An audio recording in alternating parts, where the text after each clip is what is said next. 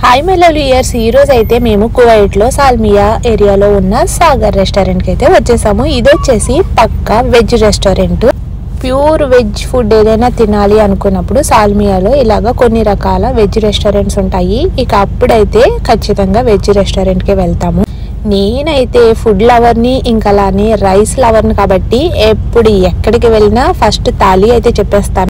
ఎప్పుడూ అయితే మన సౌత్ ఇండియన్ థాలీ ఆల్రెడీ మనం తినేదే, ఇంకా అలానే నార్త్ ఇండియన్ థాలీ కూడా తిన్నాను. ఇక గుజరాతీ స్టైల్ థాలీ అయితే ఎప్పుడు తినలేదు. ఇక ఇదైతే గుజరాతీ స్టైల్ థాలీ అనమాట.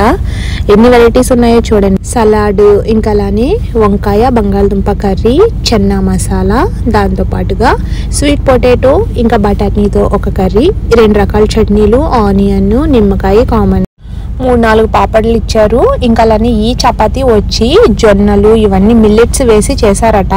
చాలా డిఫరెంట్ టేస్ట్లో ఉంది. కొంచెం హార్డ్గా ఉంది. వేడిగా ఉన్నప్పుడే తింటే మాత్రం టేస్ట్ చాలా అంటే చాలా బాగుంది. ఇప్పుడు అసలు కర్రీస్ ఎలా ఉన్నాయో చూడాలి కదా.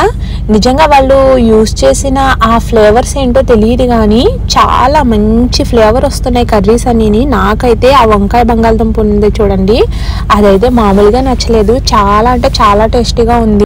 పప్పు కూడా ఇది కొంచెం డిఫరెంట్గా ఉంది. నార్మల్ పప్పులా లేదు. అల్లం వెల్లుల్లి అవంతా వేస్ట్ చేసినట్టున్నారు. ఫ్లేవర్ అయితే చాలా బాగుంది అసలు పప్పుది కూడా.